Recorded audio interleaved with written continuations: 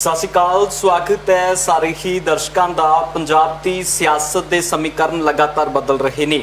ਇਹਨਾਂ ਬਦਲਦੇ ਸਮੀਕਰਨਾਂ ਦੇ ਉੱਤੇ ਹਰ ਰੋਜ਼ ਪ੍ਰੋਗਰਾਮਾਂ ਦੇ ਵਿੱਚ ਵੀ ਚਰਚਾ ਹੁੰਦੀ ਹੈ ਤੇ ਅੱਜ ਦੇ ਪ੍ਰੋਗਰਾਮ ਦੇ ਵਿੱਚ ਵੀ ਖਾਸ ਤੌਰ ਤੇ ਉੱਤੇ ਮੁਲਾਕਾਤ ਪੰਜਾਬ ਬੀਜੇਪੀ ਦੇ ਜਨਰਲ ਸੈਕਟਰੀ ਜੀਵਨ ਗੁਪਤਾ ਹੋਣਾ ਦੇ ਨਾਲ ਕਰਾਂਗੇ ਕਿ ਆਖਿਰਕਾਰ ਮੌਜੂਦਾ ਦੌਰ ਦੇ ਵਿੱਚ ਜਦੋਂ ਪੰਜਾਬ ਦੀਆਂ ਉਹ ਧਿਰਾਂ ਜਿਹੜੀਆਂ ਪੰਜਾਬ 'ਚ ਵੋਟਾਂ ਲੜਨੀਆਂ ਚਾਹੁੰਦੀਆਂ ਨੇ, ਪੰਜਾਬ ਦੀਆਂ ਚੋਣਾਂ ਚਾਹੁੰਦੀਆਂ ਨੇ, ਉਹ ਕਿਸਾਨਾਂ ਦੇ ਹੱਕ ਦੇ ਵਿੱਚ ਨੇ ਤੇ ਇੱਕੋ ਇੱਕ ਪਾਰਟੀ ਅਜਿਹੀ ਹੈ ਜਿਹੜੀ ਵੱਖਰੇ ਪੱਧਰ ਦੇ ਉੱਤੇ ਖੜੀ ਹੈ ਤੇ ਜਿਨ੍ਹਾਂ ਦੇ ਨਾਲ ਕਿਤੇ ਨਾ ਕਿਤੇ ਕਿਸਾਨਾਂ ਦਾ 36 ਦਾ ਅੰਕੜਾ ਵੀ ਪੇਸ਼ ਕੀਤਾ ਜਾਂਦਾ ਹੈ। ਇਹਨਾਂ ਸਾਰੇ ਸਵਾਲਾਂ ਦੇ ਉੱਤੇ ਚਰਚਾ ਰਹੇਗੀ ਅੱਜ ਦੇ ਪ੍ਰੋਗਰਾਮ ਦੇ ਵਿੱਚ। ਚਰਚਾ 2022 ਦੀਆਂ ਚੋਣਾਂ ਦੇ ਵਿੱਚ ਬੀਜੇਪੀ ਕਿਸ ਤਰ੍ਹਾਂ ਉਤਰੇਗੀ, ਕਿਸ ਤਰ੍ਹਾਂ 117 ਉਮੀਦਵਾਰ ਪੇਸ਼ ਕੀਤੇ ਜਾਣਗੇ, ਕਿਹੋ ਜਿਹੀ ਸਟ੍ਰੈਟਜੀ ਬੀਜੇਪੀ ਦੀ ਪੰਜਾਬ ਦੇ ਵਿੱਚ ਰਹਿਣ ਵਾਲੀ ਹੈ, ਉਸ ਦੇ ਉੱਤੇ ਵਿਸਥਾਰ ਦੇ ਨਾਲ ਗੱਲਬਾਤ ਰਹੇਗੀ। ਸਾਡੇ ਨਾਲ ਜੀਵਨ ਗੁਪਤਾ ਜੀ ਮੌਜੂਦ ਨੇ। ਗੁਪਤਾ ਦਾ ਸਵਾਗਤ ਹੈ ਜੀ। ਸਭ ਤੋਂ ਪਹਿਲਾਂ ਮੇਰਾ G9 ਪੰਜਾਬੀ ਦੇ ਸਾਰੇ ਦਰਸ਼ਕਾਂ ਨੂੰ ਮੇਰਾ ਨਮਸਕਾਰ, ਸਤਿ ਸ਼੍ਰੀ ਅਕਾਲ। ਗੁਪਤਾ ਜੀ, ਸਭ ਤੋਂ ਪਹਿਲਾਂ ਇਹੀ ਕਿ ਜੋ ਇੱਕ ਕਿਸਾਨ ਮਹਾਪੰਚਾਇਤ ਹੋਈ ਹੈ ਮੁਜ਼ੱਫਰਨਗਰ ਦੇ ਵਿੱਚ, ਉਸ ਮਹਾਪੰਚਾਇਤ ਹੋਣ ਤੋਂ ਬਾਅਦ ਕਿਤੇ ਨਾ ਕਿਤੇ ਬੀਜੇਪੀ ਨੇ ਜਦੋਂ ਤਸਵੀਰਾਂ ਵੇਖੀਆਂ ਨੇ, ਲੱਗਦਾ ਹੈ ਕਿ ਕਿਸਾਨ ਮਸਲਾ ਹੁਣ ਹੱਲ ਕਰਨ ਦੀ ਨੌਬਤ ਆਈ ਹੈ, ਉਹ ਕਰਨਾ ਪੈਣਾ ਹੈ ਜਾਂ ਹਜੇ ਹਾਲਾਤ ਹਜੇ ਵੀ ਹੋਰ ਦੇਖਣੇ ਆ ਕੀ ਹੁੰਦਾ? ਨਹੀਂ, ਦੇਖੋ ਇਸ ਤਰ੍ਹਾਂ ਹੈ ਕਿ ਬੀਜੇਪੀ ਹਮੇਸ਼ਾ ਜਿਹੜੇ ਕਿਸਾਨਾਂ ਦੇ ਮਸਲੇ ਨੇ ਉਹਨੂੰ ਬੜੀ ਗੰਭੀਰਤਾ ਦੇ ਨਾਲ ਲੈਂਦੀ ਹੈ। ਬੀਜੇਪੀ ਨੇ ਕਦੇ ਵੀ ਐਦਾਂ ਨਹੀਂ ਸੋਚਿਆ ਜਾਂ ਕੇਂਦਰ ਦੀ ਸਰਕਾਰ ਨੇ ਐਦਾਂ ਨਹੀਂ ਸੋਚਿਆ ਵੀ ਕਿਸੇ ਤਰ੍ਹਾਂ ਦਾ ਜੇ ਪੰਜਾਬ 'ਚ ਇੰਨੇ ਲੰਬੇ ਸਮੇਂ ਤੋਂ ਐਜੀਟੇਸ਼ਨ ਚੱਲ ਰਿਹਾ ਹੈ ਜਾਂ ਹਰਿਆਣੇ 'ਚ ਚੱਲ ਰਿਹਾ ਹੈ ਜਾਂ ਅੱਜ ਕਿਸੇ ਤਰ੍ਹਾਂ ਦੀ ਕਿਸਾਨਾਂ ਨੇ ਕੋਈ ਉੱਥੇ ਮਹਾਪੰਚਾਇਤ ਕੀਤੀ ਹੈ, ਮੈਂ ਕਿਸਾਨਾਂ ਦੀ ਗੱਲ ਕਰ ਰਿਹਾ, ਤੇ ਉਹਦੇ ਤੇ ਬੀਜੇਪੀ ਗੰਭੀਰ ਨਹੀਂ ਹੈਗੀ। ਬੀਜੇਪੀ ਹਮੇਸ਼ਾ ਗੰਭੀਰ ਰਹੀ ਹੈ, ਕੇਂਦਰ ਸਰਕਾਰ ਵੀ ਹਮੇਸ਼ਾ ਗੰਭੀਰ ਰਹੀ ਹੈ। ਜੇ ਪਿਛਲੇ ਦਿਨਾਂ ਦੇ ਵਿੱਚ 12 ਵਾਰੀ ਕੇਂਦਰ ਸਰਕਾਰ ਨਾਲ ਬੈਠ ਕੇ ਕਿਸਾਨ ਜਥੇਬੰਦੀਆਂ ਦੀ ਗੱਲਬਾਤ ਹੋਈ ਹੈ ਤੇ ਉਹਦੇ ਵਿੱਚ ਭਾਰਤੀ ਜਨਤਾ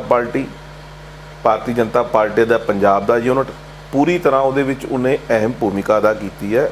ਔਰ ਉਸ ਤੋਂ ਬਾਅਦ ਇਹ ਮੀਟਿੰਗਾਂ ਹੋਈਆਂ ਔਰ ਲਾਸਟ ਰਾਊਂਡ ਦੀ ਮੀਟਿੰਗ ਦੇ ਵਿੱਚ ਵੀ ਬੜਾ ਕਲੀਅਰਟੀ ਕੇਂਦਰ ਸਰਕਾਰ ਵੱਲੋਂ ਵੀ ਇਹ ਗੱਲ ਕਹੀ ਗਈ ਸੀ ਕਿ ਕਾਨੂੰਨਾਂ ਨੂੰ ਰੱਦ ਕਰੇ ਬਗੈਰ ਕਿਸਾਨਾਂ ਦੇ ਹਿੱਤ ਦੇ ਵਿੱਚ ਕਿਸੇ ਤਰ੍ਹਾਂ ਦੀਆਂ ਵੀ ਕਿਸਾਨ ਜਥੇਬੰਦੀਆਂ ਉਹ ਪ੍ਰਪੋਜ਼ਲ ਲੈ ਆਉਣ, ਉਹਦੇ ਤੇ ਵਿਚਾਰ ਕਰਕੇ ਉਹਨਾਂ ਨੂੰ ਪਹਿਲ ਦੇ ਆਧਾਰ ਤੇ ਹੱਲ ਕੀਤਾ ਜਾਵੇਗਾ। ਇੱਕ ਗੱਲ ਮੈਂ ਤੁਹਾਡੀ ਦੂਸਰੀ ਗੱਲ ਨਾਲ ਜੋੜ ਰਿਹਾ ਕਿ ਅੱਜ ਬੜੇ ਦਿਨਾਂ ਤੋਂ ਅੰਦੋਲਨ ਚੱਲ ਰਿਹਾ ਪੰਜਾਬ, ਹਰਿਆਣਾ, ਪਰ ਅੱਜ ਤੁਹਾਨੂੰ ਸ਼ਾਇਦ ਇਸ ਗੱਲ ਦੀ ਜਾਣਕਾਰੀ ਹੈ ਜਾਂ ਨਹੀਂ ਹੈ ਕਿ ਕਾਨੂੰਨ ਤਾਂ ਹਜੇ ਕਿਤੇ ਲਾਗੂ ਹੀ ਨਹੀਂ ਹੋਏ।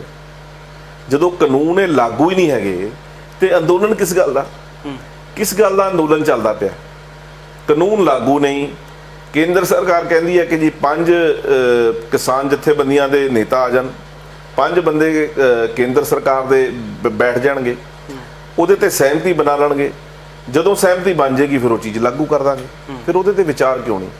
ਸੋ ਮੈਂ ਸਮਝਦਾ ਕਿ ਅੱਜ ਜਿਸ ਤਰ੍ਹਾਂ ਦੇ ਢੰਗ ਦੇ ਨਾਲ ਪੰਜਾਬ ਦੇ ਹਾਲਾਤ ਬਣਾਤੇ ਹੈਗੇ ਨੇ, ਪੰਜਾਬ ਨੂੰ ਹਨੇਰੇ ਵੱਲ ਨੂੰ ਧੱਕਣ ਦੀ ਕੋਸ਼ਿਸ਼ ਕੀਤੀ ਜਾ ਰਹੀ ਹੈ ਔਰ ਕਿਤੇ ਨਾ ਕਿਤੇ ਇਹਦੇ ਵਿੱਚ ਸਿਆਸੀ ਪਾਰਟੀਆਂ ਦੀ ਬਹੁਤ ਵੱਡੀ ਭੂਮਿਕਾ ਹੈਗੀ ਹੈ, ਚਾਹੇ ਉਹ ਪੰਜਾਬ ਹੋਵੇ, ਹਰਿਆਣਾ ਹੋਵੇ, ਔਰ ਚਾਹੇ ਅੱਜ ਮਹਾਪੰਚਾਇਤ ਦਾ ਜਿਹਦਾ ਤੁਸੀਂ ਜ਼ਿਕਰ ਕੀਤਾ ਹੈ।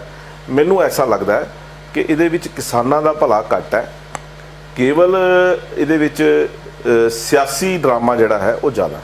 ਗੁਪਤਾ ਸਾਹਿਬ, ਜਿਸ ਤਰ੍ਹਾਂ ਦੇ ਨਾਲ ਤੁਸੀਂ ਕਿਹਾ ਕਿ ਬੀਜੇਪੀ ਗੰਭੀਰ ਆ ਇਹਨਾਂ ਚੀਜ਼ਾਂ ਨੂੰ ਲੈ ਕੇ, ਬੀਜੇਪੀ ਦੀ ਗੰਭੀਰਤਾ ਇਸ ਪੱਖ ਤੋਂ ਵੇਖੀਏ ਕਿ 22 ਜਨਵਰੀ ਤੋਂ ਬਾਅਦ ਕੋਈ ਮੁਲਾਕਾਤ ਕਿਸਾਨਾਂ ਦੇ ਨਾਲ ਨਹੀਂ ਹੋ ਪਾ ਰਹੀ, ਜਾਂ ਬੀਜੇਪੀ ਦੀ ਗੰਭੀਰਤਾ ਇਸ ਚੀਜ਼ ਤੋਂ ਵੇਖੀਏ ਕਿ ਕਿਸਾਨ ਬਹੁਤ ਇਸ ਧਰਤੀ ਤੋਂ ਜਾ ਚੁੱਕੇ ਨੇ, ਉਸ ਤੋਂ ਬਾਅਦ ਵੀ ਬੀਜੇਪੀ ਨੇ ਕੋਈ ਮੀਟਿੰਗਾਂ ਦਾ ਦੌਰ ਨਹੀਂ ਚਲਾਇਆ। ਪੰਜਾਬ ਬੀਜੇਪੀ ਦੀ ਆਗੂ ਅਨਿਲ ਜੋਸ਼ੀ ਵਰਗੇ ਬੀਜੇਪੀ ਛੱਡ ਕੇ ਚਲੇ ਜਾਂਦੇ ਨੇ, ਉਹ ਕਹਿੰਦੇ ਕਿ ਪੰਜਾਬ ਦੀ ਯੂਨਿਟ ਵਧੀਆ ਕੰਮ ਨਹੀਂ ਕਰ ਰਹੀ, ਤੇ ਇਸ ਗੰਭੀਰਤਾ ਨੂੰ ਕਿੱਦਾਂ ਵੇਖੀਏ? ਕਿਹੜੀ ਗੰਭੀਰਤਾ ਦੀ ਗੱਲ ਕਰੀਏ? ਦੇਖੋ, ਤੁਹਾਡੇ 2-3 ਸਵਾਲ ਮੈਨੂੰ ਇਕੱਠੇ ਆਏ ਨੇ ਜੀ। ਪਹਿਲੀ ਗੱਲ ਤਾਂ ਇਹ ਹੈ ਕਿ ਜਦੋਂ ਲਾਸਟ ਰਾਊਂਡ ਦੀ ਮੀਟਿੰਗ ਤੋਂ ਬਾਅਦ ਬੀਜੇਪੀ ਦੀ ਪੂਰੀ ਲੀਡਰਸ਼ਿਪ ਨੇ ਔਰ ਈਵਨ ਕਿ ਕੇਂਦਰ ਸਰਕਾਰ, ਸਾਡੇ ਜਿਹੜੇ ਖੇਤੀਬਾੜੀ ਮੰਤਰੀ ਨੇ ਮਾਨਯੋਗ ਸ਼੍ਰੀ ਨਰਿੰਦਰ ਤੋਮਰ ਜੀ, ਔਰ ਉਸ ਤੋਂ ਬਾਅਦ ਸਾਡੇ ਦੇਸ਼ ਦੇ ਪ੍ਰਧਾਨ ਮੰਤਰੀ ਸ਼੍ਰੀਮਾਨ ਨਰਿੰਦਰ ਮੋਦੀ ਜੀ ਨੇ ਵੀ ਇਹ ਬੜੇ ਖੁੱਲ੍ਹੇ ਮਨ ਦੇ ਨਾਲ ਕਿਹਾ ਕਿ ਕਿਸਾਨ ਜਥੇਬੰਦੀਆਂ ਕਦੇ ਵੀ ਕਿਸੇ ਵੀ ਸਮੇਂ ਉਹ ਕੇਂਦਰ ਸਰਕਾਰ ਨਾਲ ਵਾਰਤਾ ਕਰ ਸਕਦੇ ਆ।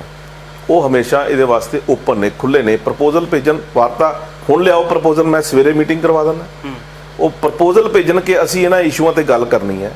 ਇੱਕ ਚੀਜ਼ ਜਿਹੜੀ ਲਾਸਟ, ਦੇਖੋ ਆਪਾਂ ਬਾਰ-ਬਾਰ ਉਸ ਗੱਲ ਨੂੰ ਕਹੀ ਜਾਈਏ ਕਿ ਜਦੋਂ ਇਹ ਗੱਲ ਤੈਅ ਹੋਈ ਹੈ ਕਿ ਕਾਨੂੰਨ ਰੱਦ ਨਹੀਂ ਹੋਣੇ, ਕਾਨੂੰਨ ਰੱਦ ਕੀਤੇ ਬਗੈਰ ਕੀ ਪ੍ਰਪੋਜ਼ਲ ਕਿਸਾਨਾਂ ਦੀ ਹੈਗੀ ਹੈ ਉਹ ਸਾਨੂੰ ਦੇਣ, ਆਪਾਂ ਕੱਲ ਹੀ ਮੀਟਿੰਗ ਕਰਵਾ ਦਾਂਗੇ ਜੀ, ਉਹ 'ਚ ਕੋਈ ਲੰਬੀ ਗੱਲ ਨਹੀਂ ਹੈਗੀ। ਦੂਸਰੀ ਗੱਲ ਤੁਸੀਂ ਅਨਿਲ ਜੋਸ਼ੀ ਦੀ ਕੀਤੀ ਹੈਗੀ। ਦੇਖੋ ਅਨਿਲ ਜੋਸ਼ੀ ਗਏ ਨੇ ਟੋਟਲ 13 ਲੋਕਾਂ ਦੇ ਨਾਲ ਪਾਰਟੀ ਛੱਡ ਕੇ, ਟੋਟਲ 13 ਲੋਕਾਂ ਦੇ। ਔਰ ਮੈਨੂੰ ਐ ਲੱਗਦਾ ਹੈ ਕਿ ਕੋਈ ਵੀ ਪਾਰਟੀ ਦਾ ਕਾਰਜਕਰਤਾ ਜਿਹੜਾ ਜਾਂਦਾ ਉਹ ਬੜਾ ਦੁਖਦਾਈ ਹੁੰਦਾ ਹੈ। ਕੋਈ ਬੜਾ ਸਮਾਂ ਲੱਗਦਾ ਹੈ ਕਾਰਜਕਰਤਾ ਨੂੰ ਬਣਾਉਣ 'ਚ, ਡਿਵੈਲਪ ਕਰਨ ਦੇ ਵਿੱਚ। ਫਿਰ ਉਹਨੂੰ MLA ਬਣਾ ਦੇਣਾ, ਫਿਰ ਮੰਤਰੀ ਬਣਾ ਦੇਣਾ, ਉਹਦੇ ਵਾਸਤੇ ਐਡੇ ਐਡੇ ਵੱਡੇ ਵੱਡੇ ਸਰਕਾਰ ਦੇ ਅੰਦਰ ਉਹਨੂੰ ਸੇਵਾਦਾਰੀਆਂ ਸੌਂਪਣਾ। ਪਰ ਜਦੋਂ ਜਾਂਦਾ ਉਹਦਾ ਅਫਸੋਸ ਹੈ, ਮੈਨੂੰ ਵੀ ਅਫਸੋਸ ਹੈ, ਸਾਡੇ ਪਾਰਟੀ ਦੇ ਪੰਜਾਬ ਦੇ ਸਾਰੇ ਯੂਨਿਟ ਨੂੰ ਇਸ ਗੱਲ ਦਾ ਦੁੱਖ ਹੈ ਕਿ ਉਹਨਾਂ ਨੂੰ ਨਹੀਂ ਜਾਣਾ ਚਾਹੀਦਾ ਸੀ, ਪਰ ਉਹ ਚਲੇ ਗਏ। ਔਰ ਜਾਣ ਦੇ ਪਿੱਛੇ ਮੈਂ ਸਮਝਦਾ ਕਿ ਮਹੱਤਵਕਾਂਕਸ਼ਾ ਜਿਹੜੀ ਹੈਗੀ ਹੈ ਕਿਤੇ ਨਾ ਕਿਤੇ ਉਹਨਾਂ ਤੇ ਜ਼ਿਆਦਾ ਹਾਵੀ ਹੋਈ ਹੈ, ਔਰ ਇਸ ਕਰਕੇ ਉਹ ਚਲੇ ਗਏ ਆ। ਪਰ ਮੈਂ ਤੁਹਾਨੂੰ ਦੂਸਰੀ ਗੱਲ ਵੀ ਦੱਸ ਰਿਹਾ ਕਿ BJP ਦੇ ਵਿੱਚ ਲਗਾਤਾਰ ਪਿਛਲੇ 6-7 ਮਹੀਨੇ ਤੋਂ 4000 ਤੋਂ ਜ਼ਿਆਦਾ ਲੋਕ BJP ਦੇ ਵਿੱਚ ਜੁਆਇਨ ਕਰ ਚੁੱਕੇ ਹਨ। ਔਰ BJP ਨੂੰ ਟੋਟਲ ਇਸ ਅੰਦੋਲਨ ਤੋਂ ਸ਼ੁਰੂ ਹੋਣ ਤੋਂ ਲੈ ਕੇ ਹੁਣ ਤੱਕ ਜਿਹੜੇ ਕੁਝ ਛੱਡ ਕੇ ਕਾਰਜਕਰਤਾ ਗਏ ਆ, ਉਹ 150 ਦੇ ਕਰੀਬ ਕਾਰਜਕਰਤਾ ਛੱਡ ਕੇ ਗਏ ਆ। ਔਰ ਉਹਦੇ ਵਿੱਚੋਂ ਵੀ ਸਾਡੇ ਕੋਲ 50 ਦੇ ਕਰੀਬ ਕਾਰਜਕਰਤਾ ਵਾਪਸ ਪਾਰਟੀ ਜੁਆਇਨ ਕਰ ਗਏ ਆ। ਸੋ ਐਸਾ ਮੈਂ ਸਮਝਦਾ ਕਿ 100 ਦੇ ਕਰੀਬ ਕਾਰਜਕਰਤਾ ਹੈਗੇ ਨੇ, ਉਹਦੇ ਵਿੱਚ ਵੀ ਮੈਜੋਰਟੀ ਕਾਰਜਕਰਤਾ ਨੇ ਕੋਈ ਪਾਰਟੀ ਨਹੀਂ ਜੁਆਇਨ ਕੀਤੀ। ਉਹ ਕੇਵਲ ਉਹਨਾਂ ਦਾ ਕੁਝ ਗੱਲਾਂ ਉਹਨਾਂ ਨੂੰ ਹੋ ਸਕਦਾ ਨਾ ਸਮਝ ਆਈਆਂ ਹੋਣ, ਉਹ ਵੀ ਵਾਪਸੀ ਉਹਨਾਂ ਨੇ ਕਰ ਲੈਣੀ ਹੈ ਥੋੜੇ ਦਿਨਾਂ ਦੇ ਅੰਦਰ, ਮੈਨੂੰ ਐਸੀ ਉਮੀਦ ਹੈ। ਔਰ ਬਾਕੀ ਜੋਸ਼ੀ ਜੀ ਦੇ ਬਾਰੇ ਤਾਂ ਹੁਣ ਉਹਨਾਂ ਨੇ ਅਕਾਲੀ ਦਲ ਜੁਆਇਨ ਕਰ ਲਿਆ, ਮੈਂ ਇਸ ਤੋਂ ਜ਼ਿਆਦਾ ਤਾਂ ਕੁਝ ਕਹਿਣਾ ਨਹੀਂ। ਗੁਪਤਾ ਸਾਹਿਬ 2022 ਦੀਆਂ ਚੋਣਾਂ ਨੇ, ਪਹਿਲਾਂ ਤੁਸੀਂ ਅਕਾਲੀ ਦਲ ਦੇ ਨਾਲ ਗੱਠਜੋੜ 'ਚ ਰਹਿ ਕੇ ਚੋਣਾਂ ਲੜਦੇ ਸੀ, ਉਦੋਂ 23 ਉਮੀਦਵਾਰ ਲੱਭਣੇ ਪੈਂਦੇ ਸੀ, ਪਰ ਹੁਣ 117 ਸੀਟਾਂ ਤੇ ਲੜਨਾ, ਤੇ 117 ਸੀਟਾਂ ਤੇ ਲੜਨ ਦੇ ਲਈ ਰਣਨੀਤੀ BJP ਕਿਹੜੀ ਅਪਣਾ ਰਹੀ ਹੈ? ਨਹੀਂ ਦੇਖੋ, ਇਸ ਤਰ੍ਹਾਂ ਹੈ ਕਿ ਬੇਸ਼ੱਕ ਅਸੀਂ ਪਹਿਲਾਂ 23 ਵਿਧਾਨ ਸਭਾ ਲੜਦੇ ਸੀਗੇ, ਪਰ ਹੁਣ ਅਸੀਂ 117 ਤੇ ਲੜਨਾ ਹੈ। ਔਰ ਪਿਛਲੇ ਸਮੇਂ ਜਦੋਂ ਅਸੀਂ 23 ਵੀ ਲੜਦੇ ਸੀ ਤੇ ਅਸੀਂ ਸਾਡਾ ਜਿਹੜਾ ਸਾਡੀ ਆਰਗੇਨਾਈਜੇਸ਼ਨ ਦਾ ਸਟਰਕਚਰ ਸੀਗਾ, ਜਿਹਨੂੰ ਅਸੀਂ ਸੰਗਠਨਾਤਮਕ ਢਾਂਚਾ ਕਹਿੰਦੇ ਹਾਂ, ਉਹ ਢਾਂਚਾ ਸਾਡਾ ਪੂਰੇ ਦੇ ਪੂਰੇ ਪੰਜਾਬ ਦੇ ਅੰਦਰ 117 ਵਿਧਾਨ ਸਭਾ ਦੇ ਉੱਪਰ ਗਠਿਤ ਸੀਗਾ। ਕਿਤੇ ਘੱਟ ਸੀ, ਕਿਤੇ ਜ਼ਿਆਦਾ ਸੀ। ਹਾਂ, ਮੈਂ ਤੁਹਾਡੀ ਇਸ ਗੱਲ ਨਾਲ ਸਹਿਮਤ ਹਾਂ ਕਿ ਜਿਹੜੀਆਂ 23 ਵਿਧਾਨ ਸਭਾ ਅਸੀਂ ਲੜਦੇ ਸੀ, ਉਹਦੇ ਵਿੱਚ ਅਸੀਂ ਸੰਗਠਨਾਤਮਕ ਤੌਰ ਤੇ ਬੂਥ ਪੱਧਰ ਤੱਕ ਪੂਰੀ ਤਰ੍ਹਾਂ ਕੰਪਲੀਟ ਸੀ। ਜੋ ਸਾਡੀ ਪਾਰਟੀ ਦੀ ਰਚਨਾ ਅਸੀਂ ਮੰਨ ਕੇ ਚੱਲਦੇ ਹਾਂ ਕਿ ਪੰਨਾ ਪ੍ਰਮੁੱਖ ਵੀ ਹੋਣਾ ਚਾਹੀਦਾ। ਜਿਹੜੀਆਂ 94 ਸੀਟਾਂ ਸੀ, ਕਿਤੇ ਤੇ ਅਸੀਂ ਕਿਸੇ 'ਚ 90% ਸੀ, ਕਿਸੇ 'ਚ 80% ਸੀ, ਹੋ ਸਕਦਾ ਕਿਸੇ ਤੇ 50% ਵੀ ਹੋਈਏ, ਹੋ ਸਕਦਾ ਕੋਈ 10-20 ਸੀਟਾਂ ਤੇ ਅਸੀਂ 40% ਵੀ ਹੋਈਏ। ਹੁਣ ਸਾਡਾ ਜਿਹੜਾ ਉਸ ਤੋਂ ਬਾਅਦ ਜਦੋਂ ਅਸੀਂ ਹੁਣ ਇਕੱਲੇ ਤੌਰ ਤੇ ਚੋਣ ਲੜਨੀ ਹੈ, ਅਸੀਂ ਉਹ ਸਾਰੇ ਸੰਗਠਨਾਤਮਕ ਢਾਂਚੇ ਨੂੰ ਡੇ ਬਾਈ ਡੇ ਪੂਰਨ ਕਰਨ ਜਾ ਰਹੇ ਹਾਂ।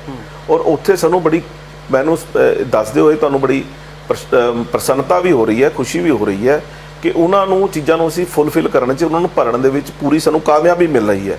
ਔਰ ਬੜਾ ਵੱਡਾ ਪੱਧਰ ਜਿੱਥੇ BJP ਨੂੰ ਅੱਜ ਕੁਝ ਸਿਆਸੀ ਪਾਰਟੀਆਂ ਨੇ ਸਿੱਖ ਵਿਰੋਧੀ ਪੇਸ਼ ਕਰਨ ਦੀ ਕੋਸ਼ਿਸ਼ ਕੀਤੀ ਹੈ, ਉਹਦੇ ਬਾਵਜੂਦ ਵੀ ਭਾਰਤੀ ਜਨਤਾ ਪਾਰਟੀ ਦੇ ਨਾਲ ਬਹੁਤ ਵੱਡੀ ਪੱਧਰ ਤੇ ਸਿੱਖ ਸਮਾਜ ਵੀ ਜੁੜ ਰਿਹਾ ਹੈ, SC ਸਮਾਜ ਵੀ ਜੁੜ ਰਿਹਾ ਹੈ, ਪੰਜਾਬ ਦਾ ਸਾਰਾ ਪੰਜਾਬੀ ਉਹਦੇ ਨਾਲ ਜੁੜ ਰਿਹਾ ਹੈ। ਔਰ ਬੜੇ ਕਿ ਉਹਦੇ ਵਿੱਚ ਕਾਰਨ ਹੈਗਾ, ਕਾਰਨ ਹੈ ਕਿ ਜਿਸ ਢੰਗ ਨਾਲ ਸਾਡੇ ਦੇਸ਼ ਦੇ ਪ੍ਰਧਾਨ ਮੰਤਰੀ ਮਾਨਯੋਗ ਮੋਦੀ ਜੀ ਨੇ ਕੰਮ ਕੀਤੇ ਨੇ ਦੇਸ਼ ਵਾਸਤੇ, ਪਿਛੜੇ ਵਰਗ ਵਾਸਤੇ ਕੰਮ ਕੀਤੇ ਨੇ, ਜਿਹੜਾ ਪਿਛੜਿਆ ਸਾਡਾ ਨਾਗਰਿਕ ਦੇਸ਼ ਦਾ ਹੈਗਾ ਉਹਦੇ ਵਾਸਤੇ ਕੰਮ ਕੀਤੇ ਨੇ, ਔਰ ਖਾਸ ਕਰਕੇ ਪੰਜਾਬ ਵਾਸਤੇ ਕੰਮ ਕੀਤੇ ਨੇ, ਸਿੱਖ ਸਮਾਜ ਵਾਸਤੇ ਕੰਮ ਕੀਤੇ ਨੇ, ਉਹਦੀ ਕਿਤੇ ਨਾ ਕਿਤੇ ਸਰਾਹਨਾ ਹੁੰਦੀ ਹੈ। ਪਰ ਮੈਨੂੰ ਬੜੀ ਦੁੱਖ ਦੀ ਗੱਲ ਹੈ ਕਿ ਸਿਆਸੀ ਪਾਰਟੀਆਂ ਆਪਣਾ ਸਿਆਸਤ ਦਾ ਖੇਡ ਖੇਡ ਰਹੀਆਂ, ਜਿਹਦੇ ਨਾਲ ਪੰਜਾਬ ਹਨੇਰੇ ਵੱਲ ਨੂੰ ਜਾ ਰਿਹਾ ਹੈ। ਚੰਗਾ ਕੌਣ ਹੈ, ਮਾੜਾ ਕੌਣ ਹੈ, ਇਹ ਨਿੱਤਰ ਕੇ ਸਾਹਮਣੇ ਆਉਣਾ ਸਭ ਦੇ, ਔਰ ਸਭ ਨੂੰ ਪਤਾ ਲੱਗਣਾ, ਪੰਜਾਬ ਨੂੰ ਪਤਾ ਲੱਗਣਾ। ਅੱਜ ਇਸ ਗੱਲ ਨੂੰ ਪੰਜਾਬ ਦੀ ਜਨਤਾ, ਪੰਜਾਬ ਦੇ ਲੋਕ ਅੱਛੀ ਤਰ੍ਹਾਂ ਜਾਣਦੇ ਨੇ ਕਿ ਪੰਜਾਬ 'ਚੋਂ ਅਗਰ ਭ੍ਰਸ਼ਟਾਚਾਰ ਕੋਈ ਖਤਮ ਕਰ ਸਕਦਾ, ਉਹ ਭਾਰਤੀ ਜਨਤਾ ਪਾਰਟੀ ਕਰ ਸਕਦੀ ਹੈ। ਪੰਜਾਬ ਦੇ ਵਿੱਚ ਜੇ ਕੋਈ ਨਸ਼ਾ ਮੁਕਤ ਕਰ ਸਕਦਾ ਹੈ ਤੇ ਉਹ ਕੇਵਲ ਤੇ ਕੇਵਲ ਭਾਰਤੀ ਜਨਤਾ ਪਾਰਟੀ ਕਰ ਸਕਦੀ ਹੈ, ਕਿਉਂਕਿ ਭਾਰਤੀ ਜਨਤਾ ਪਾਰਟੀ ਨੇ ਜੋ ਪੂਰੇ ਦੇਸ਼ ਦੇ ਅੰਦਰ ਜੋ 10 ਸਾਲ ਸਰਕਾਰ 'ਚ ਰਹੇ ਹੋ, ਤੁਹਾਡੀ ਸਰਕਾਰ ਤੇ ਆਰੋਪ ਲੱਗੇ ਸੀ ਕਿ ਤੁਹਾਡੀ ਸਰਕਾਰ 'ਚ ਪੰਜਾਬ 'ਚ ਚਿੱਟਾ ਬਹੁਤ ਆਇਆ। ਜਦੋਂ ਤੁਸੀਂ ਭਾਈਵਾਲੀ ਸੀ ਤੁਹਾਡੀ ਇੱਕ ਸਰਕਾਰ ਦੇ ਨਾਲ, ਉਦੋਂ ਚਿੱਟਾ ਕਿਉਂ ਨਹੀਂ ਖਤਮ ਹੋ ਸਕਿਆ ਪੰਜਾਬ 'ਚ? ਉਹਦਾ ਨਸ਼ਾ ਕਿਉਂ ਨਹੀਂ ਖਤਮ ਹੋਇਆ? ਬੇਰੁਜ਼ਗਾਰੀ ਖਤਮ ਕਿਉਂ ਨਹੀਂ ਹੋਈ? ਮੈਂ ਦੇਖੋ ਤੁਹਾਡੀ ਗੱਲ ਨਾਲ ਸਹਿਮਤ ਹੈ ਕਿ ਇਸ ਚਿੱਟਾ ਕੋਈ ਅੱਜ ਨਹੀਂ ਆਇਆ, ਚਿੱਟਾ ਪਹਿਲਾਂ ਤੋਂ ਹੀ ਸਿੰਥੈਟਿਕ ਨਸ਼ਾ ਜਿਹੜਾ ਹੈ ਪੰਜਾਬ ਨੂੰ, ਸਾਡੀ ਪੰਜਾਬ ਦੀ ਜਵਾਨੀ ਨੂੰ ਇਹ ਬਰਬਾਦ ਕਰ ਰਿਹਾ। ਔਰ ਕਦੇ ਵੀ ਅਸੀਂ ਜੇ ਉਸ ਸਰਕਾਰ 'ਚ ਭਾਈਵਾਲ ਵੀ ਸੀਗੇ ਤੇ ਅਸੀਂ ਵੀ ਹਮੇਸ਼ਾ ਉਸ ਗੱਲ ਦੇ ਬੜੇ ਜ਼ਬਰਦਸਤ ਇਸ ਗੱਲ ਦੀ ਆਵਾਜ਼ ਸਰਕਾਰ ਤੱਕ ਵੀ ਪਹੁੰਚਾਉਂਦੇ ਸੀ, ਔਰ ਸਾਡੇ ਜਿਹੜੇ MLA ਮੰਤਰੀ ਸੀ ਉਹ ਵੀ ਹਮੇਸ਼ਾ ਇਸ ਗੱਲ ਨੂੰ ਉਠਾਉਂਦੇ ਸੀ। ਔਰ ਮੈਂ ਇਸ ਦਾ ਕਿਸੇ ਅਕਾਲੀ ਦਲ ਦੇ ਵੀ ਸਰਕਾਰ ਦੇ ਜਿਹੜੀ ਪਾਰਟੀ ਹੈ ਉਹਦੇ ਤੇ ਵੀ ਕਿਸੇ ਤਰ੍ਹਾਂ ਦਾ ਮੇਰਾ ਪ੍ਰਸ਼ਨ ਨਹੀਂ। ਉਹਨਾਂ ਨੇ ਵੀ ਕੋਸ਼ਿਸ਼ ਕੀਤੀ ਹੈ ਕਿ ਚਿੱਟਾ ਖਤਮ ਹੋਣਾ ਚਾਹੀਦਾ ਹੈ, ਚਿੱਟਾ ਸਾਡੇ ਨੌਜਵਾਨ ਨੂੰ ਔਰ ਪੰਜਾਬ ਨੂੰ ਬਰਬਾਦੀ ਕਰਨ ਵੱਲ ਲੈ ਕੇ ਜਾ ਰਿਹਾ। ਪਰ ਉਹਨਾਂ ਸਾਰੀਆਂ ਗੱਲਾਂ ਤੋਂ ਬਾਅਦ ਪੰਜਾਬ ਦੀ ਜਨਤਾ ਨੇ ਸਾਨੂੰ ਸਜ਼ਾ ਲਾਈ ਨਾ। ਸਰਕਾਰ ਬਦਲਦੀ 2017 ਦੇ ਵਿੱਚ, ਸਰਕਾਰ ਨੂੰ ਬਦਲਤਾ ਉਹਨਾਂ ਨੇ ਇਸ ਗੱਲ ਤੇ ਬਦਲਿਆ ਕਿ ਇਹ ਜਦੋਂ ਕਾਂਗਰਸ ਆਈ ਤੇ ਉਹਨਾਂ ਨੇ ਕਿਹਾ, ਉਹਨਾਂ ਨੇ ਕਸਮ ਖਾਧੀ, ਅਸੀਂ ਪੰਜਾਬ ਦੇ ਲੋਕ, ਪੰਜਾਬ ਧਰਮ ਨੂੰ ਮੰਨਣ ਵਾਲੇ ਲੋਕ ਆ, ਵਿਸ਼ਵਾਸ ਕਰਦੇ ਹਾਂ ਜੋ ਧਰਮ ਨੂੰ ਦੀ ਗੱਲ ਜਦੋਂ ਆਉਂਦੀ ਹੈ। ਔਰ ਕੈਪਟਨ ਸਾਹਿਬ ਨੇ ਸ਼੍ਰੀ ਗੁਟਕਾ ਸਾਹਿਬ ਨੂੰ ਹੱਥ 'ਚ ਫੜ ਕੇ ਕਸਮ ਖਾਧੀ ਔਰ ਪੰਜਾਬੀਆਂ ਨੇ ਵਿਸ਼ਵਾਸ ਕੀਤਾ ਔਰ ਵਿਸ਼ਵਾਸ ਕੀਤਾ ਤੇ ਉਹਨਾਂ ਨੂੰ ਵੋਟਾਂ ਪਾਤੀਆਂ, ਸਰਕਾਰ ਬਣਾਤੀ। ਪਰ ਅੱਜ 4.5 ਪੌਣੇ 5 ਸਾਲ ਬੀਤਣ ਤੋਂ ਬਾਅਦ ਵੀ ਤੁਸੀਂ ਦੇਖੋ ਨਾ, ਨਸ਼ਾ ਤਾਂ ਪਹਿਲਾਂ ਨਾਲੋਂ ਵੀ ਜ਼ਿਆਦਾ ਹੋ ਗਿਆ। ਸਿੰਥੈਟਿਕ ਨਸ਼ਾ ਅੱਜ ਦੀ ਡੇਟ 'ਚ ਪਹਿਲਾਂ ਨਾਲੋਂ ਵੀ ਜ਼ਿਆਦਾ ਵਿਕ ਰਿਹਾ। ਗੁਪਤਾ ਜੀ, ਬੀਜੇਪੀ ਕੋਲ ਕੀ ਰੋਡ ਮੈਪ ਹੈ? ਜੇ ਪੰਜਾਬ 'ਚ ਮੰਨ ਲਈ ਕਿ ਸਰਕਾਰ ਬਣ ਜਾਂਦੀ ਹੈ ਬੀਜੇਪੀ ਦੀ, ਰੋਡ ਮੈਪ ਕੀ ਹੋਏਗਾ? ਕਿਸ ਤਰ੍ਹਾਂ ਨਸ਼ਾ ਰੋਕੂਗੇ? ਕਿਸ ਤਰ੍ਹਾਂ ਪੰਜਾਬ 'ਚ ਡਿਵੈਲਪਮੈਂਟ ਦਾ ਕੰਮ ਚੱਲੇਗਾ? ਕਿਸ ਤਰ੍ਹਾਂ ਬੇਰੁਜ਼ਗਾਰੀ ਖਤਮ ਕਰੂਗੇ? ਅੱਜ ਹਰ ਰੋਜ਼ ਪੰਜਾਬ ਨੂੰ ਕਿਤੇ ਨਾ ਕਿਤੇ ਹੁਣ ਮੀਡੀਆ ਅਦਾਰਿਆਂ ਦੇ ਵਿੱਚ ਧਰਨਿਆਂ ਤੇ ਪ੍ਰਦਰਸ਼ਨਾਂ ਦਾ ਗੜ੍ਹ ਦੱਸਣ ਲੱਗ ਗਏ ਨੇ ਕਿ ਪੰਜਾਬ 'ਚ ਏਡੇ ਵੱਡੇ ਪੱਧਰ ਤੇ ਪ੍ਰਦਰਸ਼ਨ ਹੋ ਰਹੇ ਨੇ, ਚਾਹੇ ਕਿਸਾਨਾਂ ਦੇ ਕਹਿ ਲਈਏ ਜਾਂ ਫਿਰ ਬੇਰੁਜ਼ਗਾਰਾਂ ਦੇ ਕਹਿ ਲਈਏ, ਅਧਿਆਪਕਾਂ ਦੇ ਕਹਿ ਲਈਏ। ਇਸ ਦੌਰ ਦੇ ਵਿੱਚੋਂ ਕਿੱਦਾਂ ਫਿਰ ਰੋਕੂਗੇ ਇਸ ਚੀਜ਼ ਨੂੰ? ਦੇਖੋ, ਸਭ ਤੋਂ ਵੱਡੀ ਗੱਲ ਪਤਾ ਕੀ ਹੈ ਜੀ, ਕਿ ਪੰਜਾਬ ਨੂੰ ਝੂਠ ਬੋਲਣ ਵਾਲੇ ਸਿਆਸੀ ਪਾਰਟੀਆਂ ਦੀ ਜ਼ਰੂਰਤ ਨਹੀਂ ਹੈਗੀ। ਜਿਸ ਢੰਗ ਨਾਲ ਪਿਛਲੇ ਦਿਨਾਂ ਦੇ ਅੰਦਰ ਪੰਜਾਬੀਆਂ ਨੂੰ ਝੂਠ ਬੋਲ ਕੇ ਗੁੰਮਰਾਹ ਕਰਨ ਦੀ ਕੋਸ਼ਿਸ਼ ਕੀਤੀ ਜਾਂਦੀ ਹੈ, ਉਹ ਪੰਜਾਬ ਵਾਸਤੇ ਬਹੁਤ ਹਾਨੀਕਾਰਕ ਹੈਗਾ। ਉਹੀ ਹੈ ਜੋ ਪੰਜਾਬ ਨੂੰ, ਕਿਉਂਕਿ ਪੰਜਾਬੀ ਭੋਲੇ ਭਾਲੇ ਵਿਚਾਰੇ ਉਸ ਗੱਲ 'ਚ ਆ ਜਾਂਦੇ ਨੇ ਕਿ ਜੀ ਠੀਕ ਹੈ, ਅਸੀਂ ਵਿਸ਼ਵਾਸ ਕਰ ਲਿਆ ਤੇ ਲੱਗ ਗਿਆ ਮਗਰ। ਪਰ ਹੁਣ ਦੇਖੋ, ਮੈਂ ਤੁਹਾਨੂੰ ਹੁਣ ਨਵੀਆਂ ਉਦਾਹਰਨਾਂ ਦੇ ਰਿਹਾ। ਇੱਕ ਪਾਰਟੀ ਦੇ ਨੇਤਾ ਦਿੱਲੀੋਂ ਆ ਕੇ ਕਹਿ ਗਏ ਜੀ ਅਸੀਂ ਤੁਹਾਨੂੰ 600 ਯੂਨਿਟ 2 ਮਹੀਨੇ ਦੀ ਜਾਂ 300 ਯੂਨਿਟ ਪਰ ਮਹੀਨੇ ਦੀ ਬਿਜਲੀ ਤੁਹਾਨੂੰ ਫ੍ਰੀ ਦੇਵਾਂਗੇ। ਤੇ ਦੂਜੀ ਪਾਰਟੀ ਆ ਗਈ, ਉਹਨੇ ਹੋਰ 100-200 ਵਧਾਤੇ ਆ, ਉਹਨਾਂ ਨੇ 800 ਕਰਤੇ ਆ। ਤੇ ਇੱਕ ਤੀਸਰੀ ਪਾਰਟੀ ਜਿਹੜੀ ਹੈਗੀ ਆ, ਉਹਨਾਂ ਨੇ ਕਹਿਤਾ ਸੀ ਤੁਹਾਨੂੰ ਬਿਜਲੀ 3 ਰੁਪਏ ਯੂਨਿਟ ਦੇਵਾਂਗੇ। ਸਵਾਲ ਇਹ ਹੈਗਾ, ਬੀਜੇਪੀ ਕੀ ਕਹਿ ਰਹੀ ਹੈ? ਬੀਜੇਪੀ ਕਹਿ ਰਹੀ ਹੈ ਕਿ ਅਸੀਂ ਤੁਹਾਨੂੰ 24 ਘੰਟੇ ਬਿਜਲੀ ਦੇਵਾਂਗੇ ਔਰ ਸਸਤੀ ਬਿਜਲੀ ਦੇਵਾਂਗੇ। ਵੀ ਬਿਜਲੀ ਫ੍ਰੀ ਕਿੱਥੋਂ ਲੈ ਕੇ ਆਣੀ ਹੈ? ਬਿਜਲੀ ਤੇ ਆਫਟਰ ਆਲ ਖਰਚਾ ਹੁੰਦਾ ਹੈ, ਉਹਦੀ ਇੱਕ ਕਾਸਟ ਹੈ। ਉਹ ਕਾਸਟ ਦੇ ਅਸੀਂ ਇਹ ਤਾਂ ਕਰ ਸਕਦੇ ਹਾਂ ਕਿ ਕਾਸਟ ਜਿਹੜਾ ਹੈ ਉਹ ਜਨਤਾ ਨੂੰ ਮਿਲੇ, ਜਾਂ ਜਿਹੜਾ ਇਹਦਾ ਮਿਸਯੂਜ਼ ਹੋ ਰਿਹਾ ਬੰਦ ਹੋਵੇ, ਤਾਂ ਕਿ ਉਹਦੇ ਨਾਲ ਸਾਰੇ ਲੋਕਾਂ ਨੂੰ, ਸਾਰੇ ਵਰਗਾਂ ਨੂੰ ਇੱਕ ਸਮਾਨ ਬਿਜਲੀ ਮਿਲੇ। ਸਰ ਰੋਡ ਮੈਪ ਉਸੇ ਗੱਲ ਤੇ ਆ ਰਿਹਾ। ਤੇ ਅਸੀਂ ਜੇ ਇਹ ਗੱਲ ਕਰਕੇ ਗੁੰਮਰਾਹ ਕਰੀ ਜਾਵਾਂਗੇ ਜੀ ਅਸੀਂ 800 ਯੂਨਿਟ ਫ੍ਰੀ ਦੇਵਾਂਗੇ, ਅਸੀਂ 3 ਰੁਪਏ ਬਿਜਲੀ ਦੇਵਾਂਗੇ, ਉਹਦੇ ਨਾਲ ਪੰਜਾਬ ਨੂੰ ਗੁੰਮਰਾਹ ਕਰਨ ਵਾਲਾ ਹੀ ਬੀਜੇਪੀ ਦਾ ਜਿਹੜਾ ਰੋਡ ਮੈਪ ਹੈ, ਉਹ ਸੱਤ ਦੇ ਤੱਥਾਂ ਦੇ ਆਧਾਰ ਤੇ ਗੱਲ ਕਰਕੇ ਪੰਜਾਬ ਨੂੰ ਜੋ ਦੇ ਸਕਦੇ ਆ। ਦੇਖੋ, ਅੱਜ ਪੰਜਾਬ ਨੂੰ ਸਸਤੀ ਬਿਜਲੀ ਔਰ 24 ਘੰਟੇ ਬਿਜਲੀ ਦੀ ਜ਼ਰੂਰਤ ਹੈ, ਚਾਹੇ ਉਹ ਕਿਸਾਨੀ ਹੋਵੇ, ਚਾਹੇ ਉਹ ਉਦਯੋਗ ਹੋਣ, ਵਪਾਰੀ ਹੋਵੇ, ਘਰੇਲੂ ਬਿਜਲੀ ਹੋਵੇ। ਨੰਬਰ 2, ਪੰਜਾਬ ਦੇ ਉਦਯੋਗ ਨੂੰ ਬਚਾਉਣ ਦੀ ਜ਼ਰੂਰਤ ਹੈ। ਪੰਜਾਬ ਦਾ ਉਦਯੋਗ ਬਾਹਰ ਜਾ ਰਿਹਾ ਹੈ, ਉਹਨਾਂ ਨੂੰ ਉਹਦੇ ਵਿੱਚ ਕਾਰਨ ਬਿਜਲੀ ਵੀ ਹੈ, ਉਦਯੋਗ ਮਾਰੂ ਨੀਤੀਆਂ ਵੀ ਹੈ, ਉਹਨੂੰ ਪੰਜਾਬ ਬੀਜੇਪੀ ਜਿਹੜੀ ਹੈ ਠੀਕ ਕਰੇਗੀ।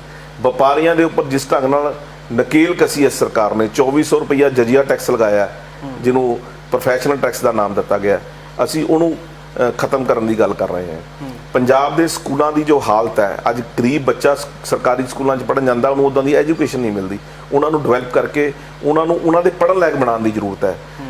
ਪੰਜਾਬ ਦੇ ਹਸਪੀਟਲ, ਜਿਹੜੀਆਂ ਸਿਹਤ ਸੁਵਿਧਾਵਾਂ ਨੇ, ਉਹਦੇ ਵਿੱਚ ਕਿੰਨਾ ਬੁਰਾ ਹਾਲ ਹੈ ਸਰਕਾਰੀ ਹਸਪੀਟਲ ਦਾ, ਉਹਨੂੰ ਠੀਕ ਕਰਨ ਦੀ ਜ਼ਰੂਰਤ ਹੈ। ਉੱਥੇ ਵਿਸ਼ਵਾਸ ਬਣੇ ਪੰਜਾਬ ਦੇ ਹਰ ਨਾਗਰਿਕ ਦਾ ਕਿ ਅਸੀਂ ਸਰਕਾਰੀ ਹਸਪੀਟਲ ਦੇ ਅੰਦਰ ਜਾ ਕੇ ਉੱਥੇ ਸਾਡਾ ਪ੍ਰੋਪਰ ਢੰਗ ਨਾਲ ਇਲਾਜ ਹੋ ਸਕੇ। ਦੇਖੋ, ਇਹਨਾਂ ਚੀਜ਼ਾਂ ਨੂੰ ਤੁਸੀਂ ਦੇਖੋ, ਇਹਦੇ ਪਿਛੋਕੜ 'ਚ ਕੀ ਹੈ ਕਿ ਆਯੁਸ਼ਮਾਨ ਭਾਰਤ ਯੋਜਨਾ, ਜਿਹਦੇ ਤੇ ਫ੍ਰੀ 5 ਲੱਖ ਤੱਕ ਦਾ ਇਲਾਜ ਹੋਣਾ ਗਰੀਬ ਆਦਮੀ ਦਾ, ਉਹ ਮੋਦੀ ਸਾਹਿਬ ਲੈ ਕੇ ਆਏ। ਔਰ ਅਗਰ ਪੰਜਾਬ 'ਚ ਬੀਜੇਪੀ ਦਾ ਰਾਜ ਆਉਂਦਾ ਹੈ, ਪੰਜਾਬ 'ਚ ਬੀਜੇਪੀ ਨੂੰ ਸੇਵਾ ਪੰਜਾਬੀ ਸੌਂਪਦੇ ਨੇ, ਤੇ ਇਹ ਚੀਜ਼ਾਂ ਪੰਜਾਬ 'ਚ ਵੀ ਲਾਗੂ ਹੋਣੀਆਂ। ਬੜੀਆਂ ਚੀਜ਼ਾਂ ਨੇ, ਕਿਸਾਨੀ ਦੇ ਹਿੱਤ ਦੀਆਂ ਇੰਨੀਆਂ ਚੀਜ਼ਾਂ ਨੇ ਕਿ ਕਿਸਾਨਾਂ ਨੂੰ ਅੱਜ ਜ਼ਰੂਰਤ ਇਸ ਗੱਲ ਦੀ ਨਹੀਂ ਹੈਗੀ ਕਿ ਜੀ ਉਹ ਅਸੀਂ ਇੱਕੋ ਹੀ ਗੱਲ ਤੇ ਉਹਨਾਂ ਨੂੰ ਕਮਾਇਆ ਹੈ। ਠੀਕ ਹੈ, ਫਸਲੀ ਚੱਕਰ ਹੈ, ਇੱਥੇ ਕਣਕ ਝੋਨਾ ਹੁੰਦਾ ਹੈਗਾ, ਪਰ ਉਹਨਾਂ ਨੂੰ ਬਾਕੀ ਚੀਜ਼ਾਂ ਵੱਲ ਡਿਵਰਟ ਕਰਨ ਦੀ ਜ਼ਰੂਰਤ ਹੈ। ਉਹਦੇ ਵਾਸਤੇ ਇੱਕ ਸਾਨੂੰ ਮਸੌਦਾ ਤਿਆਰ ਕਰਨਾ ਪੈਣਾ, ਇੱਕ ਪਲੇਟਫਾਰਮ ਤਿਆਰ ਕਰਨਾ ਪੈਣਾ, ਤਾਂ ਕਿ ਕਿਸਾਨ ਨੂੰ ਉਹਦੀ ਉਹ ਮਿਲੇ।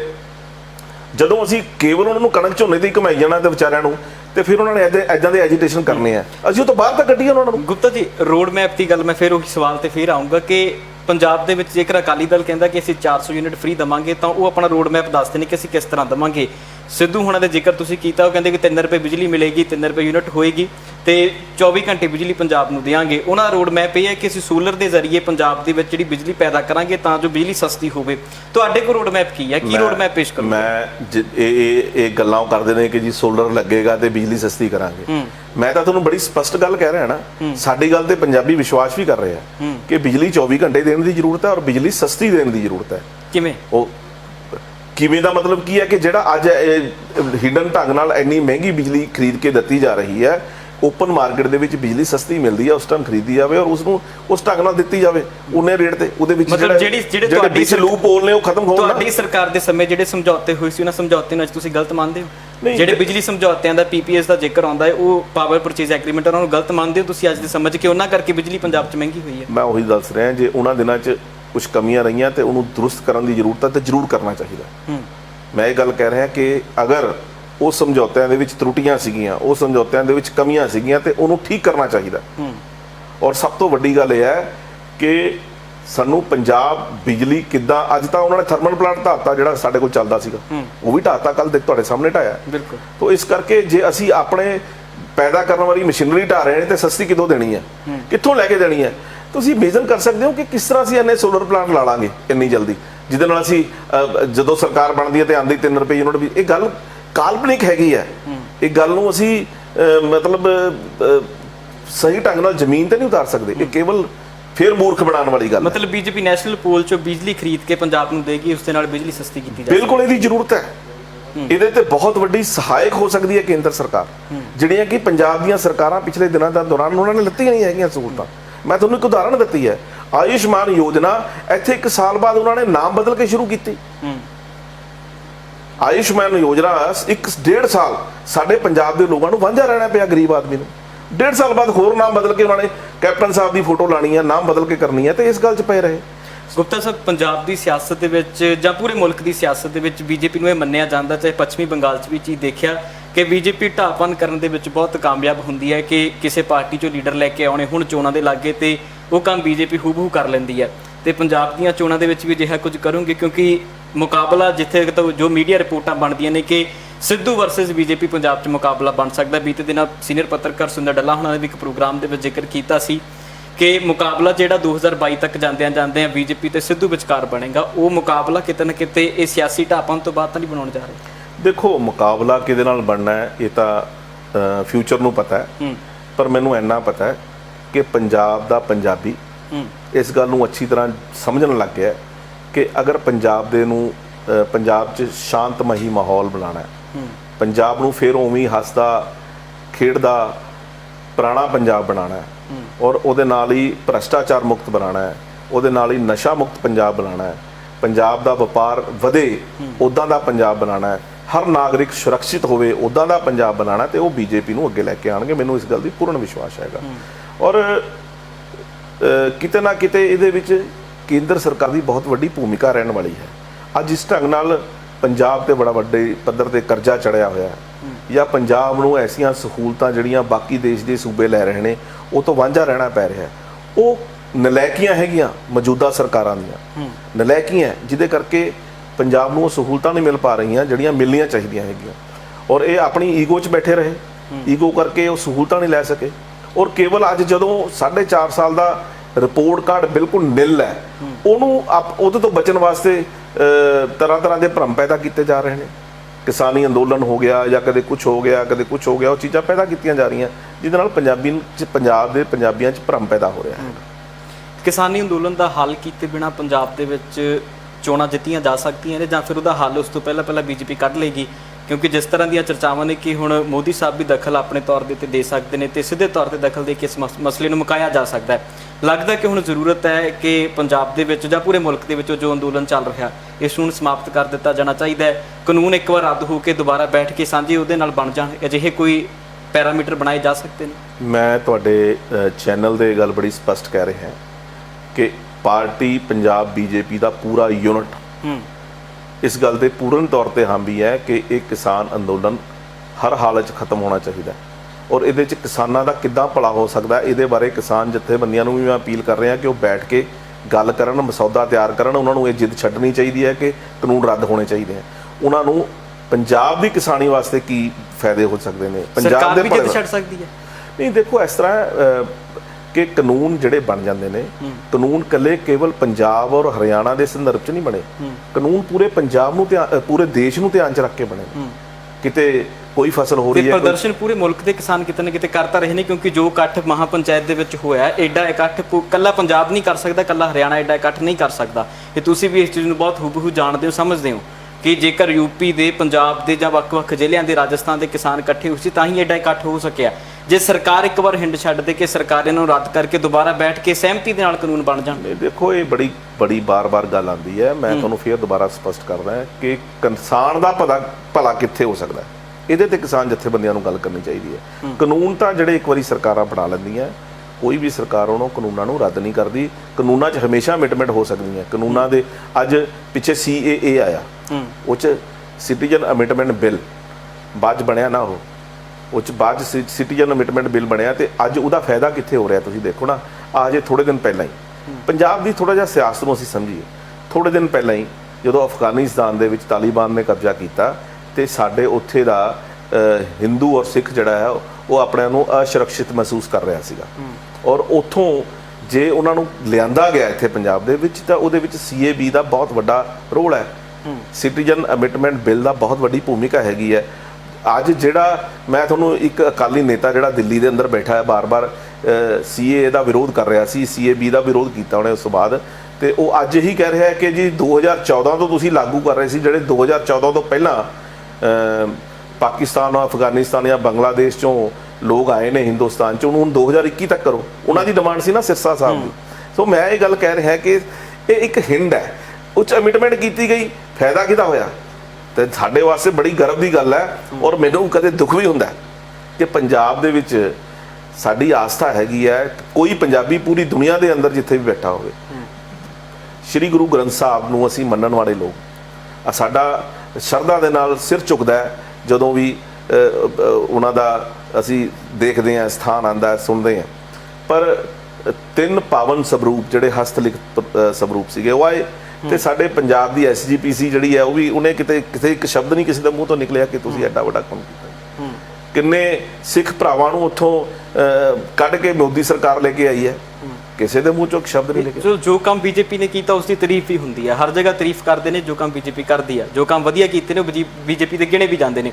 ਪਰ ਸਵਾਲ ਫਿਰ ਉਹੀ, ਹੁਣ ਮੈਂ ਬਾਕੀ ਸਿਆਸੀ ਧਿਰਾਂ ਦੇ ਵਾਂਗ ਤੁਹਾਡੇ ਵੱਲ ਆਊਂਗਾ ਕਿ ਪੰਜਾਬ ਦੀਆਂ 2 ਵੱਡੀਆਂ ਸਿਆਸੀ ਧਿਰਾਂ 'ਚ ਮੁੱਖ ਮੰਤਰੀ ਦੇ ਚਿਹਰੇ ਨੂੰ ਲੈ ਕੇ ਵੀ ਰੌਲਾ ਪੈ ਰਿਹਾ ਹੈ।